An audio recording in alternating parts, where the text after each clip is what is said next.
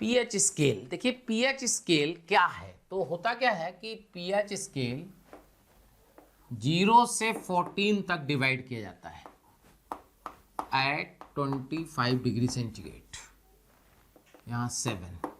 सो अगर सॉल्यूशन का पीएच 0 से 7 के बीच में आता है तो सॉल्यूशन होता है एसिडिक, 7 से 14 आता है तो बेसिक, चेक करो, और अगर एग्जैक्ट 7 आता है तो सॉल्यूशन होता है न्यूट्रल यानी उदासीन, अम्लीय, क्षारीय, उदासीन।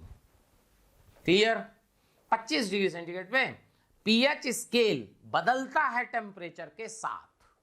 अगर आप यहीं पे 80 डिग्री सेंटीग्रेड कर दोगे तो पीएच स्केल आपका 0 से 12 हो जाएगा, यहाँ 6 आ जाएगा, यहाँ पे उदासीन हो जाएगा, यहाँ तक ये अम्लीय रहेगा, यहाँ पे क्षारीय रहेगा।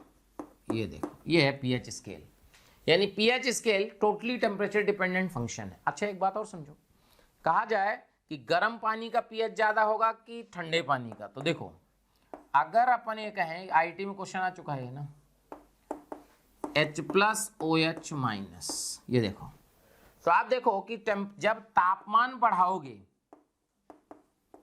तापमान बढ़ाने से रिएक्शन अग्र दिशा में जाएगी, अग्र दिशा में जाएगी। तो अगर अग्र दिशा में जाएगी तो H+ बढ़ गया, और H+ बढ़ गया तो पीएच घट गया, यानी गर्म पानी का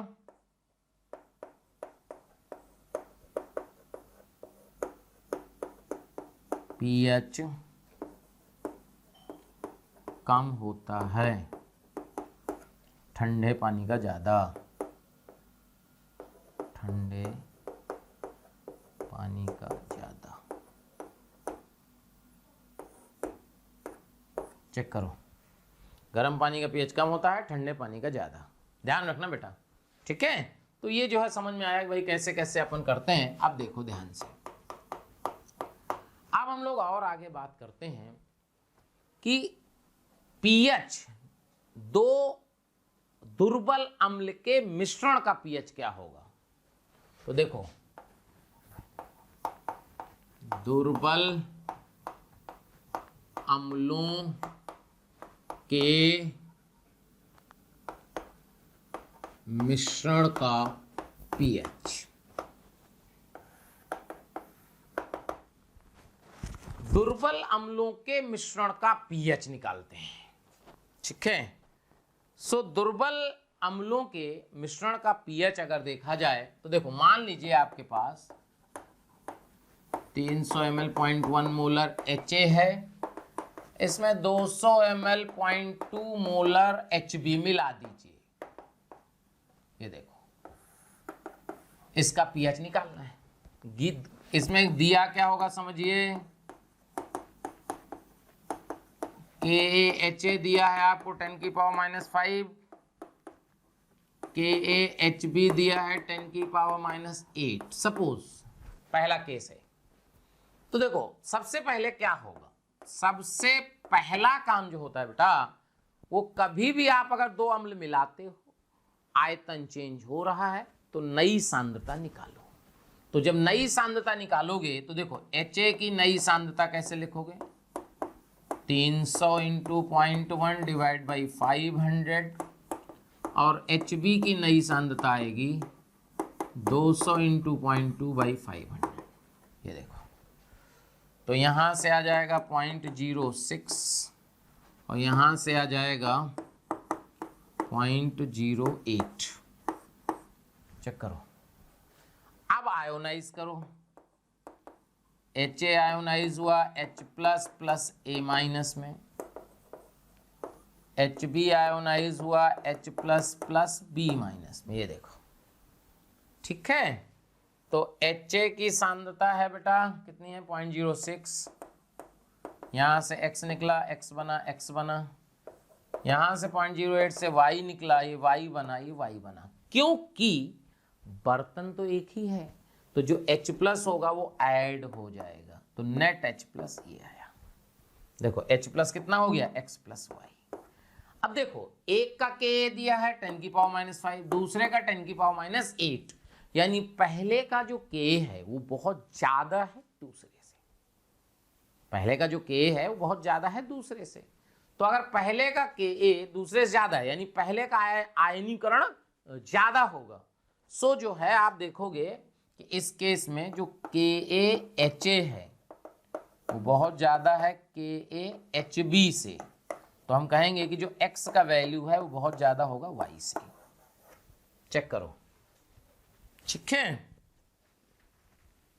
सो यहां से अगर हम देखो, अगर यहां से आप देखोगे कि Ka ऑफ HA लिखो, KaHA का कैसे लिखोगे, ये लिखोगे आप H प्लस सांद्रता A माइनस सांद्रता बाई HA सांद्रता।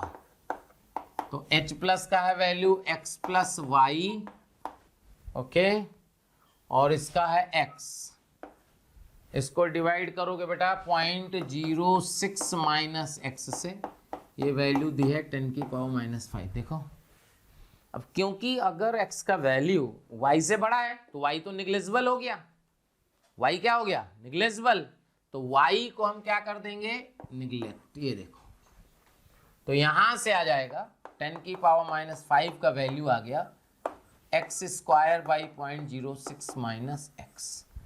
अब ये Ka और ये C चेक कर लो, तो ये निग्लेक्ट हो जाएगा, तो यहां से आ जाएगा 6 इंटू 10 की power -7 equal to x square. ये देखो, ठीक है, तो x का वैल्यू आ गया 6 इंटू 10 की पावर -7। सॉल्व कर लेंगे तो x का वैल्यू आ गया। अब y का कैसे निकालोगे समझो, तो Ka ऑफ HB लिखो,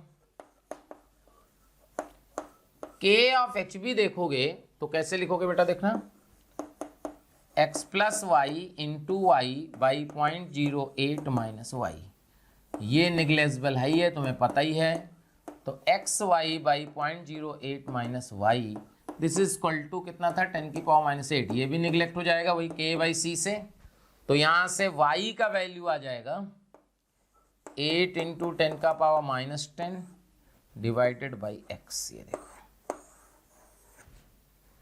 क्या गया, और जो H प्लस कंसंट्रेशन है वो है तो बेटा x प्लस वाई, बट ये लगभग x के बराबर है क्योंकि y को निग्लेक्ट किया जा चुका है। देखो अगर मान लो इसी क्वेश्चन में आता कि HA का आयनन की कोटि बताइए, तो HA के आयनन की कोटि क्या हो जाती, x डिवाइड बाई 0.06, y के आयनन HB के आयनन कोटि y डिवाइड बाई 0.08। समझ में आया, आयनन की कोटि भी निकाल सकते, H प्लस भी निकाल सकते, तो समझ में आया। केस फर्स्ट था कि हमने ऐसा K लिया। अब दूसरा केस होता है कि दोनों का जो K है उनमें बहुत भारी डिफरेंस ना हो, यानी Ka लगभग सेम हो, Ka क्या हो, लगभग सेम हो।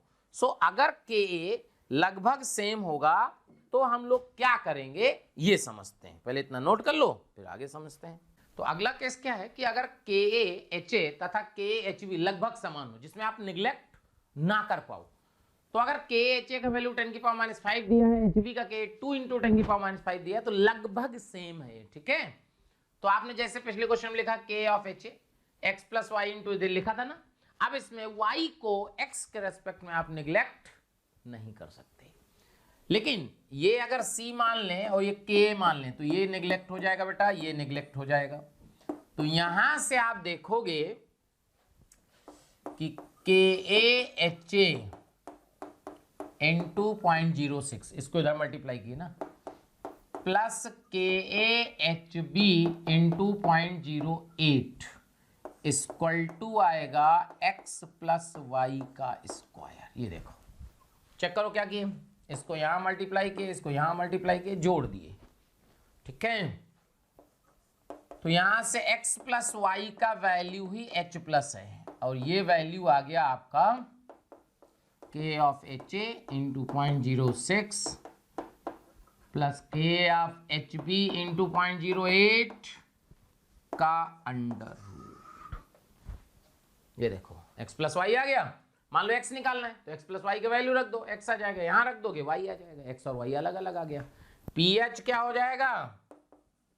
pH हो जाएगा minus log of x plus y. ये देखो सॉल्व कर लोगे pH आ जाएगा। समझ में आया? सो दुर्बल अम्लों, समझ में आ गया ना, दुर्बल अम्लों के जो मिश्रण का pH है वो ऐसे निकालेंगे। अच्छा सोचो दुर्बल अम्ल में प्रबल अम्ल मिला तो कोई दिक्कत नहीं, तो जो x प्लस वाई आप लिख रहे थे वहां प्रबल अम्ल वाला जोड़ दो, कॉमन आयन लग जाएगा, सामान्य प्रभाव, सॉल्व कर लो, आंसर आ जाएगा। देख लीजिए। थैंक यू स्टूडेंट्स, इतना स्नेह और प्यार देने के लिए। आप लोगों ने मेरे को और मोशन परिवार को जो प्यार दिया है, जो स्नेह दिया है, मैं उसके लिए धन्यवाद कहता हूं। हजारों बच्चे हमारे वीडियो लेक्चर देख के लाभान्वित हो रहे हैं। बेटा आप सभी बच्चों से रिक्वेस्ट है कि डिस्क्रिप्शन बॉक्स में जाइए और लिंक को क्लिक करिए और फ्री में अपना रजिस्ट्रेशन मोशन में सुनिश्चित करें। साथ ही साथ जिन बच्चों को डाउट सॉल्विंग और स्टडी मटेरियल की भी सुविधा चाहिए वो लिंक पे जाएं और क्लिक करें और प्रीमियम कोर्स के लिए अप्लाई कर सकते हैं। बेटा देखिए ये भी कॉमन आयन इफेक्ट यानी सम आयन प्रभाव का एप्लीकेशन है। 10⁻⁸ मोलर HCl का pH बताइए, ऐसे क्वेश्चन आता है। तो देखो क्योंकि HCl तो अम्ल है और HCl अगर 10⁻⁸ है तो H प्लस भी 10⁻⁸ है, तो pH तो 8 हो गया। लेकिन अगर अम्ल है तो अम्ल का pH बेटा 7 से तो नीचे ही रहेगा ना, 8 तो हो ही नहीं सकता, फिर इसमें कुछ गड़बड़ है। गड़बड़ क्या है देखो, होता क्या है कि देखो इसमें अपने को वाटर का H प्लस भी लेना पड़ेगा। अब बात यह आई कि ये क्या मतलब है यार, अभी तक तो वाटर का लिए नहीं थे, अब क्यों ले रहे हैं? तो हमारे को एक रूल बनाना पड़ेगा कि कब हमें वाटर का H प्लस लेना है और कब हमें वाटर से H प्लस नहीं लेना। तो देखो होता क्या है कि अगर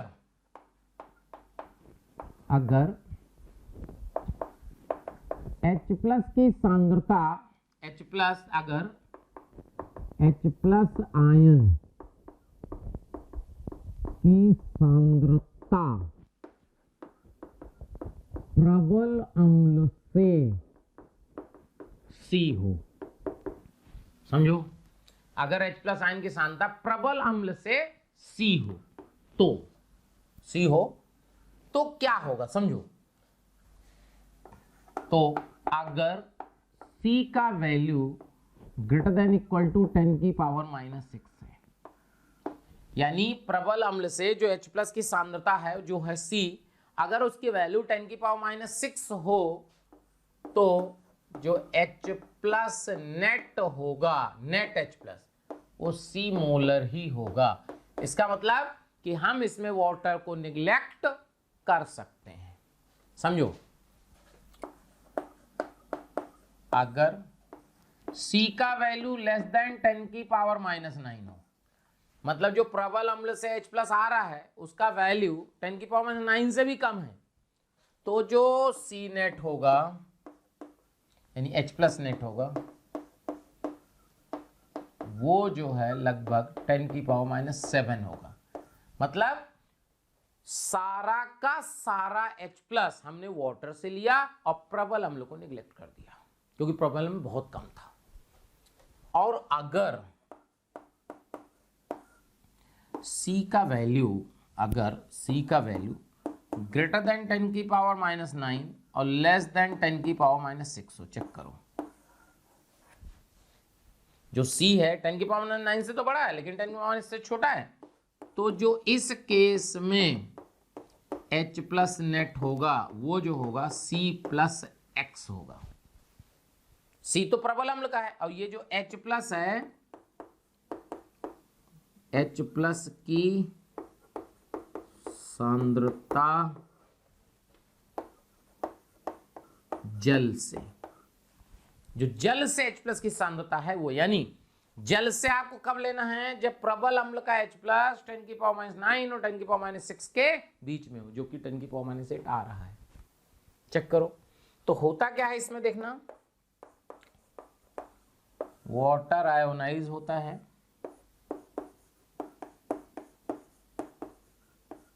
वाटर से H प्लस कितना आता था 10 की पावर -7, लेकिन 10 की पावर -7 तो आया होगा, लेकिन जब इसमें आपने 10 की पावर -8 मोलर HCl मिला दिया तो ये रिएक्शन कहाँ चली गई होगी, बैकवर्ड, तो H प्लस क्या हो गया होगा, कम हो गया होगा।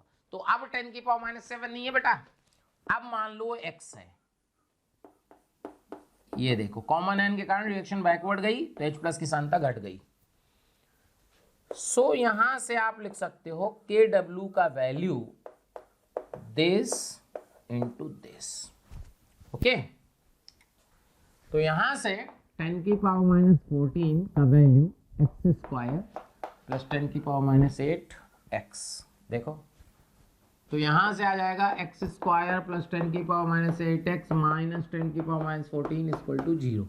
ये हो गया क्वाड्रेटिक इक्वेशन। इसको सॉल्व करिएगा तो x का वैल्यू आएगा 9.5 इंटू 10 की पावर -8। क्वाड्रेटिक है बेटा, सॉल्व कर लेना, x का वैल्यू आएगा। अब आप देखो कि जो H प्लस नेट आया वो C तो दिया था 10 की पावर -8 प्लस 9.5 इंटू 10 की पावर -8, ये हो गया बेटा 10.5 इंटू 10 की पावर -8, क्लियर। तो pH का वैल्यू आएगा minus log of H plus, तो ये हो गया 8.5 माइनस लॉग 10.5। अब देखो log 10 का वैल्यू कितना होता है 1, 10.5 का वैल्यू क्या होगा 1 से ज्यादा।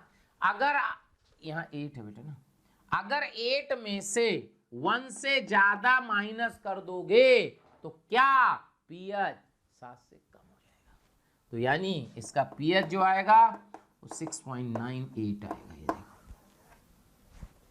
तभी तो एसिड है, क्योंकि एसिड का pH 7 से हमेशा कम आना चाहिए, क्लियर।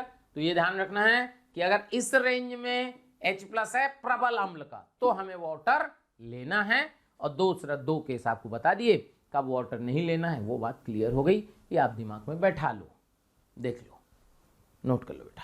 तो जो है अब पढ़ने वाले हम लोग बहुप्रोटिक अम्ल का पीएच ऑफ पॉलीप्रोटिक एसिड। बहुप्रोटिक का मतलब होता है ऐसा अम्ल जिसमें एक से ज्यादा प्रोटॉन हो ना। जैसे H2S, ये देखो H2S जो है द्विप्रोटिक अम्ल है। क्या है? द्विप्रोटिक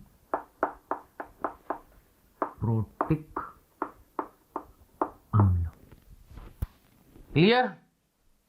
बहुक्षारी भी बोल सकते हैं, डाइबेसिक, समझ लो। जो है ध्यान से, होता क्या है कि जनरली प्रायः अगर बहुप्रोटिक होता है तो उसका Ka1 Ka2 ऐसे लिखते हैं, K3 ना, तो K1 K2 K3 में ऐसे रिलेशन आता है। अगर 3 है तो, इसमें तो 2 ही है, इसमें 3 होंगे तो H3PO4 में 3 H है। तो जो पहला H निकलने का इक्विलिब्रियम कांस्टेंट होता है वो सबसे ज्यादा होता है, फिर दूसरा H लगातार घटता जाता है, कहने का मतलब ये। तो देखो सपोज क्वेश्चन आया कि 0.1 मोलर H2S में H प्लस की सांद्रता, HS माइनस की सांद्रता, सल्फाइड आयन की सांद्रता तथा विलयन का pH क्या होगा ये बताना है, ठीक है। गिवन है, आपको दिया है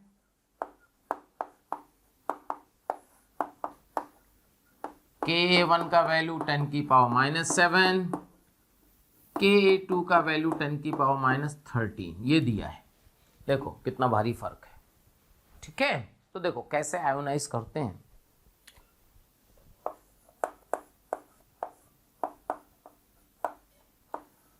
H2S चेंज होगा बेटा H प्लस HS माइनस में, और जो HS माइनस है ये फिर चेंज होगा आपका H प्लस सल्फाइड आयन में, देखो, ठीक है। तो यहां से देखना, यहां 0.1 मोलर है, यहां से X निकला, यहां X बना, यहां X बना, ये जो X HS माइनस बन गया, फिर यहां से Y निकल गया, Y निकल गया, Y निकल गया। पहले का इक्विलिब्रियम कांस्टेंट Ka1 है, दूसरे का इक्विलिब्रियम कांस्टेंट Ka2 है। अब देखो क्योंकि Ka1 का वैल्यू बहुत बड़ा है Ka2 से, तो तो x का वैल्यू भी बहुत बड़ा होगा y से, ये ध्यान रखो। क्यों? क्योंकि k1 से करस्पॉन्डिंग x निकल रहा है भाई, जितना ज्यादा इक्विलिब्रियम कांस्टेंट होगा उतना रिएक्शन फॉरवर्ड जाएगी।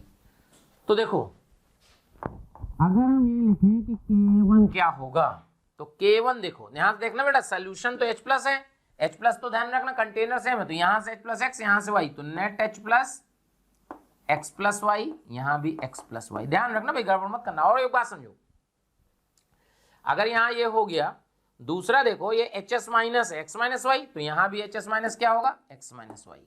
क्योंकि अगर कंटेनर एक है और एक जैसे हैं तो भाई कंसंट्रेशन तो सेम ही होना चाहिए ना। तो K1 का वैल्यू आप लिखोगे X+Y X- Y 0.1 - X 10⁻⁷। देखो ठीक, y का वैल्यू x के रेस्पेक्ट में निग्लिजिबल है, तो यहां से आ जाएगा x² बाई 0.1 - x का वैल्यू 10⁻⁷। अच्छा ये c हो गया, ये k हो गया, तो ये भी गायब। तो x² का वैल्यू 10⁻⁸, x का वैल्यू 10⁻⁶। ये देखो दूसरा जो है K2 अगर निकालें तो K2 देखो कैसे लिखोगे,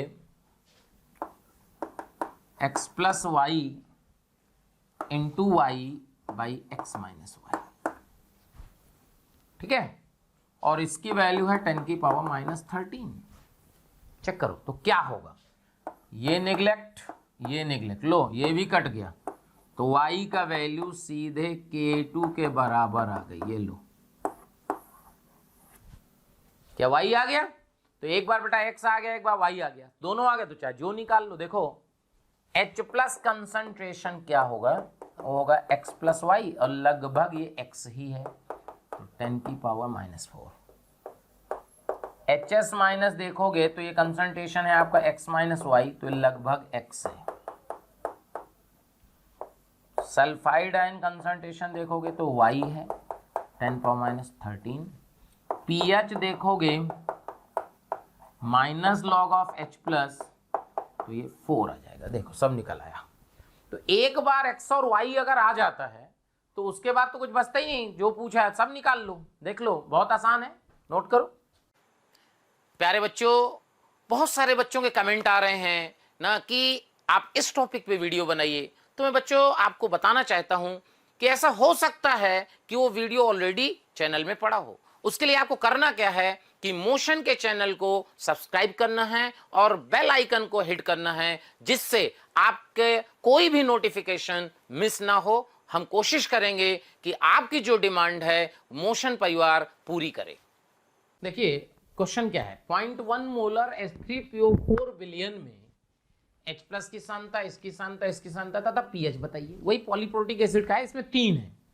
तो देखो क्या दिया है आपको, K1 K2 K3, तो क्या आयोनाइज किया, तो H3PO4 गिव्स H+, H2PO4-, इसका 0.1 है, यहां से X निकला बेटा, XX बना। अब ये जो है ये फर्दर आयोनाइज हुआ, फिर ये है ये फर्दर आयोनाइज हुआ, तो यहां से XX बना। ये जो X है यहां आ गया, इससे Y निकला, ये Y बना, Y बना, ये Y यहां आया, इससे Z बना, ये बना। अब क्योंकि कंटेनर तो बेटा एक ही है, अगर कंटेनर एक है तो एक जैसे जो कंपाउंड होंगे उनका कंसंट्रेशन सब जगह सेम नजर आना चाहिए। तो देखो H+ है तो H+ क्या हो जाएगा, X+Y + Z।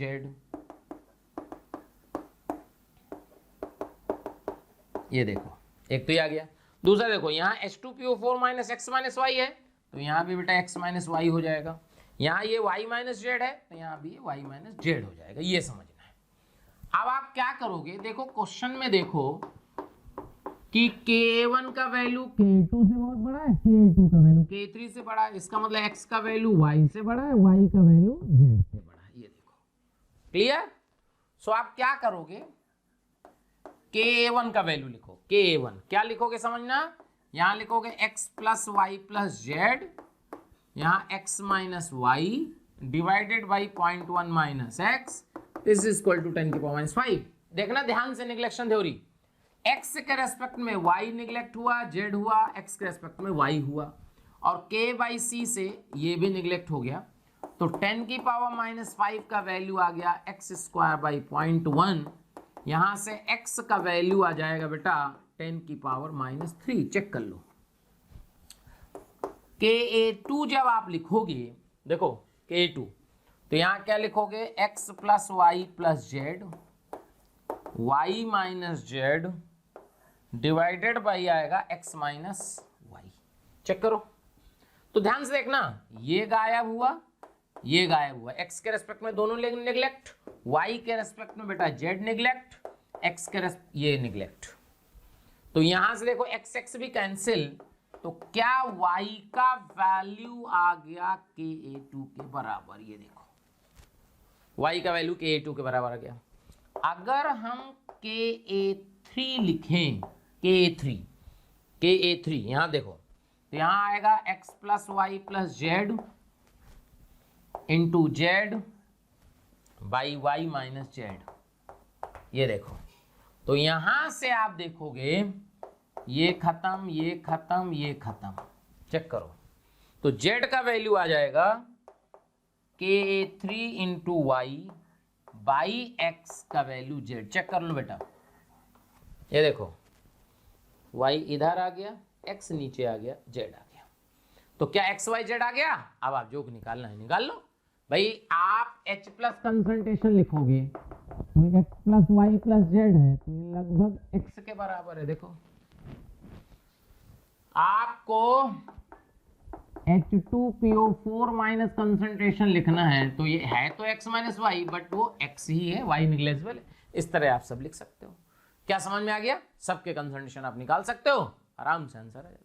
बहुत आसान है, कुछ भी नहीं है, देख लो, नोट कर लो बेटा। स्टार्ट करते हैं सॉल्ट हाइड्रोलाइसिस ना, लवण का जल अपघटन। तो लवण का जल अपघटन पढ़ने के पहले हम लोग समझेंगे कि लवण कौन कौन से होते हैं, किस किस प्रकार के होते हैं। तो देखिए लवण बनता कैसे है, सॉल्ट कैसे बनता है। अम्ल और क्षार की अभिक्रिया होती है जिससे सॉल्ट और वाटर का फॉर्मेशन होता है, मतलब बनता है। ठीक है बेटा। तो लवण के प्रकार, तो पहले बोले दुर्बल अम्ल तथा प्रबल क्षार का लवण। देखिए दुर्बल अम्ल जितने भी आपने कार्बोक्सिलिक एसिड पढ़े होंगे, COH जिसमें लगा होता है, वो सारे दुर्बल होते हैं। ठीक है बेटा। तो CH3COH में जब आप NaOH मिला दोगे तो बनेगा CH3COONA। तो ये क्या हो गया, दुर्बल अम्ल प्रबल क्षार का लवण। ये देखिए आप, ये देखिए NaCN। NaCN कैसे बना होगा, HCN प्लस NaOH। HCN दुर्बल अम्ल है। NaNO2, देखिए NaNO2 कैसे बना होगा बेटा, NaOH और HNO2। देखो क्या होता है, HNO3 जो होता है वो होता है प्रबल अम्ल, लेकिन जो HNO2 होता है वो दुर्बल अम्ल होता है, ध्यान रखना ना। तो ये हो गया NaFHF और NaOH। ठीक है। अच्छा एक बात और समझो, अगर इनका जलीय विलयन समझा जाए, जल में मिलाएंगे तो इनका जलीय विलयन क्षारीय होगा। क्यों क्षारीय होगा, क्योंकि प्रबल क्षार है, तो इनका जलीय विलयन जो है क्षारीय होगा। समझना बेटा, जलीय विलयन क्षारीय होगा। ये देखिए फिर बात करते हैं हम लोग दुर्बल क्षार तथा प्रबल अम्ल का लवण। जैसे NH4Cl कैसे बना होगा, सोचो NH4OH अमोनियम हाइड्रोक्साइड में जब आपने HCl मिलाया होगा तो ये बना होगा। तो अमोनियम हाइड्रोक्साइड क्या है, एक दुर्बल क्षार है और HCl एक प्रबल अम्ल है। तो यहां से देखिए ये RNH2 और HCl, ये पाइरिडीन में जब HCl मिलाओगे तो ये बनेगा। अमोनियम हाइड्रोक्साइड में H2SO4 मिलाए तो ये बना। इनका जो जलीय विलयन होगा, समझना बेटा, जलीय विलयन अम्लीय होगा। इनका जलीय विलयन क्या होगा, अम्लीय होगा। ठीक है। फिर आप बात करते हैं प्रबल अम्ल तथा प्रबल क्षार का लवण। तो देखो प्रबल क्षार देखिए NaOH और HCl मिला दो NaCl बन गया। तो इनका जो जलीय विलयन होता है, जलीय विलयन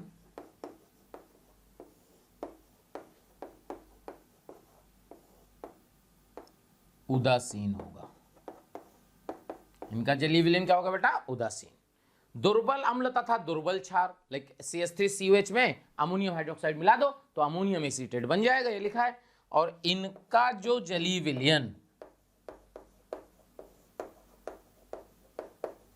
जलीय विलयन, अम्लीय, क्षारीय तथा उदासीन कुछ भी हो सकता है, कुछ भी हो सकता है। इनका जो जलीय विलयन है बेटा वो उदासीन भी हो सकता है, अम्लीय भी हो सकता है, क्षारीय भी हो सकता है। ये पता है डिपेंड किस पे करता है, जो एसिड है उसका के क्या है, बेस का के क्या है। अगर दुर्बल अम्ल का के दुर्बल क्षार के बी से ज्यादा है तो अम्लीय होगा, और अगर के बी ज्यादा है तो क्षारीय होगा, और अगर के और के बी बेटा बराबर है तो उदासीन होगा। क्या बात समझ में आ रही है? इतना नोट कर लीजिए। प्यारे बच्चों, अगर आपको हमारी वीडियोस पसंद आ रही हों तो उनको लाइक और शेयर करें, जिससे जरूरतमंद बच्चों तक वो वीडियो पहुंच सके। और मैं बच्चों ये कहना चाहता हूं कि आप जब वीडियोस देखें तो उसमें कमेंट जरूर लिखें, क्योंकि एक एक कमेंट, आपका एक कमेंट मेरी पूरी टीम को मोटिवेशन देता है। इसलिए आपसे रिक्वेस्ट है बेटा कि कमेंट जरूर करें। हम लोग पढ़ रहे हैं दुर्बल अम्ल तथा प्रबल क्षार के लवण का जल अपघटन। जैसे मान लीजिए CH3CONA आपने लवण लिया, इसका C मोलर सांद्रता है बेटा। जब इसको आपने जल में मिलाया तो पहले ये ऐसे टूट गया, ये देखो, ये पहले 0 0 था, अब ये 0 हो गया, ये C मोलर हो गया, ये C मोलर हो गया। समझ में आया? अब समझना एक बात, ये जो Na+ है, ये Na+, ये दर्शक आयन कहलाता है। दर्शक आयन को अंग्रेजी में बोलते हैं बेटा स्पेक्टेटर आयन। अभी वो दर्शक आयन क्या मतलब है? दर्शक आयन का मतलब ये कि ये हाइड्रोलाइसिस यानी जल अपघटन में पार्ट नहीं लेगा, जल अपघटन को देखेगा। दर्शक अभी हुआ कि दर्शक कौन कौन से होंगे फिर? तो जो भी प्रबल अम्ल तथा प्रबल क्षार का अंश होगा, समझना, प्रबल अम्ल तथा प्रबल क्षार का भाग H+ और OH- के अलावा उसे हम दर्शक आयन कहेंगे, और उस दर्शक आयन का जल अपघटन नहीं होगा। ध्यान रखना बेटा। जैसे HCl में तुमसे कहा जाए दर्शक आयन कौन है, तो H हटा दो, Cl- दर्शक आयन। समझ आया? H2SO4 में दर्शक आयन कौन है? SO4-2 दर्शक आयन है। इन जो प्रबल अम्ल और प्रबल क्षार का जो H+ OH- के अलावा जो भाग होता है वो दर्शक आयन होता है, और दर्शक आयन का हाइड्रोलाइसिस नहीं होता। हमेशा जल अपघटन जो दुर्बल अम्ल या क्षार का पार्ट होता है उसका होता है। यानी जल अपघटन किसका होगा? एसीटेट आयन का। तो एसीटेट आयन का जब रिएक्शन वाटर से होगा, ये देखो, तो यहां बनेगा CH3COH OH-। ये देखो। अब सबसे इंपॉर्टेंट इसमें क्या है, क्या क्या निकालना होता है? इसमें हमको निकालना होता है एक हाइड्रोलाइसिस कांस्टेंट। ठीक है, हाइड्रोलाइसिस कांस्टेंट, जल अपघटनी नियतांक। ठीक है, डिग्री ऑफ हाइड्रोलाइसिस, जल अपघटन की कोटि और पीएच। 3 चीजें हर क्वेश्चन में हमें निकालनी होंगी। तो देखो, अगर इसका साम्य स्थिरांक होता है उसी को हम हाइड्रोलाइसिस कांस्टेंट बोलते हैं, यानी जल अपघटनी नियतांक बोलते हैं। तो कैसे निकालें? तो देखो बेटा, एक बात समझना, जैसे CH3COH को जब आप CH3CO- और H+ में तोड़ते हो तो इसका इक्विलिब्रियम कांस्टेंट होता है Ka। ठीक है, ये तो सबको पता है। ओके, और जब वाटर को आप ब्रेक कराते हो H+ OH- में तो इसका इक्विलिब्रियम कांस्टेंट होता है Kw, ionic product of water. याद है? ठीक है, अब आपको इन दो से ये बनानी है, तो पता क्या करो, इस रिएक्शन को, फर्स्ट रिएक्शन को रिवर्स कर दो और इसमें ऐड कर दो। देखो, फर्स्ट रिएक्शन को रिवर्स करके इसमें ऐड करोगे तो देखो वही आ जाएगा, ये वाली रिएक्शन। तो जब फर्स्ट रिएक्शन को रिवर्स करोगे तो तुम्हें पता होगा, केमिकल इक्विलिब्रियम पढ़े होगे, जब रिएक्शन को पलटते हैं तो इक्विलिब्रियम कांस्टेंट भी पलट जाता है। यानी इसका K है ना बेटा, तो इसका क्या हो जाएगा 1/Ka, और जब इन दोनों को ऐड करोगे तो साम्य स्थिरांक गुणित हो जाता है, मल्टीप्लाई हो जाता है। तो इसका जो हाइड्रोलाइसिस कांस्टेंट है इसको KH से लिखेंगे और इसका वैल्यू आएगा KW/KA। समझ में आया भाई? इसको पलटेंगे 1/K, जोड़ेंगे तो KW इंटू 1/K, तो KW/K। अब इसका कंसंट्रेशन है C। अगर इसका डिग्री ऑफ हाइड्रोलाइसिस H हो, जैसे C1 - अल्फा लिखते थे ना बेटा, तो वैसे C1 - H, तो यहां CH, यहां CH। देखो तो यहां से आप देखोगे कि KW/KA का वैल्यू जो आएगा वो आएगा CH का स्क्वायर बाई C1 - H। ये देखो CH into CH by C1 - H, तो यहां से आ जाएगा CH स्क्वायर बाई 1 - H, वही C alpha square by 1 - alpha की तरह। तो यहां से देखो KW/KA का वैल्यू आ गया CH स्क्वायर बाई 1 - H। तो यहां से बेटा अगर ये H निगलेक्ट हो जाए, कैसे निगलेक्ट होगा? KW/KA ये हो गया साम्य स्थिरांक, ये है C, तो साम्य स्थिरांक बाई C का वैल्यू अगर 6.4 इंटू 10⁻³ से कम होगा तो हम निगलेक्ट कर देंगे, तो ये H निगलेक्ट हो गया, तो H का वैल्यू आ जाएगा KW/KA इंटू C का अंडर रूट। ये देखो, तो डिग्री ऑफ हाइड्रोलाइसिस आप ऐसे ही निकाल सकते हैं। देखो डिग्री ऑफ हाइड्रोलाइसिस फॉर्मूला रट लो, सीधे फॉर्मूले में रख सकते हो, आंसर आ जाता है। अच्छा एक बात और समझें, अगर हम कहें कि OH माइनस का कंसंट्रेशन क्या होगा, देखिए OH माइनस का कंसंट्रेशन क्या है बेटा, यहां CH, तो यहां से CH का वैल्यू रख दो KW/KA इंटू C, तो OH माइनस का वैल्यू आएगा CKW/KA का अंडर। ये देखिए, ये चेक करो, तो ये OH माइनस का कंसंट्रेशन आ गया। अब अगर आपको pH निकालना है तो क्या करो, यहां से दोनों साइड लॉग ले लो, दोनों साइड क्या करो, लॉग ले लो, माइनस से मल्टीप्लाई कर दो, तो सीधे जो फॉर्मूला आएगा वो आप चाहो तो फॉर्मूला रट सकते हो कि pH का वैल्यू जो आएगा 1/2 pKa plus pKw plus log C। Check करो, ये फॉर्मूला आएगा इस सॉल्ट के pH का, pH equal to 1/2 pKa plus pKw plus log C। ये रट सकते हो, लेकिन ये फॉर्मूला तभी वैलिड है जब H निग्लेजिबल है। अगर H निग्लेजिबल नहीं होगा तो फिर क्वाड्रेटिक बनेगी और ये फॉर्मूला नहीं आएगा। फॉर्मूला समझ में आया कैसे आया? दोनों साइड लॉग ले लो, लॉग ये माइनस लॉग OH PH हो जाएगा, POH, और POH को लिख देना बेटा PKW माइनस PH। PH का फॉर्मूला सीधे रख लो कि PH का वैल्यू ही आएगा।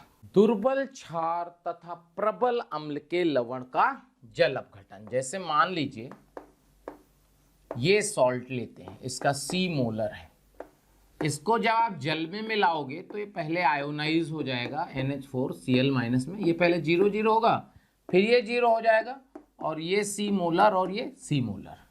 क्या ये Cl माइनस हो गया दर्शक आयन, इसके मतलब इसकी हाइड्रोलाइसिस नहीं होगी, दर्शक आयन है, यानी जो हाइड्रोलाइसिस होगी यानी जल अपघटन होगा वो अमोनियम आयन को होगा बेटा ना। तो अमोनियम आयन जब वाटर से मिलेगा तो देखो क्या बनाएगा, ये बनाएगा NH4OH प्लस H प्लस। ये देखो, ठीक है। अब ध्यान देना, इसका C कंसंट्रेशन है, डिग्री ऑफ हाइड्रोलाइसिस अगर H हो तो यहां से बेटा CH और यहां से CH हो जाएगा। इसका इक्विलिब्रियम कांस्टेंट जो KH है ये होगा KW/KB। अच्छा एक बात समझो, लिखने का एक शॉर्ट मेथड भी समझ लो। होता क्या है, अगर कोई एसिड है और एसिड की तरह बिहेवियर शो कर रहा है तो उसका इक्विलिब्रियम कांस्टेंट होगा Ka। लेकिन अगर कोई एसिड का पार्ट है और बेस की तरह बिहेवियर शो कर रहा है, समझो पार्ट एसिड का है, बेस की तरह बिहेवियर शो कर रहा है, तो फिर उसका होगा इक्विलिब्रियम कांस्टेंट KW/Ka।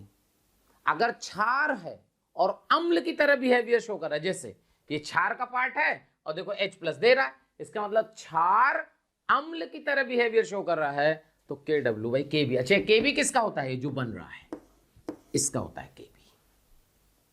समझ में आया? डायरेक्ट भी लिख सकते हो। तो यहां से KW/KB का वैल्यू जो आएगा CH² - H। अगर ये निगलेक्ट हो जाए, कैसे निगलेक्ट करोगे, ये सामने स्थिरांक है बाई C का वैल्यू 6.4 इंटू 10⁻³ से कम आएगा तो निगलेक्ट कर दो।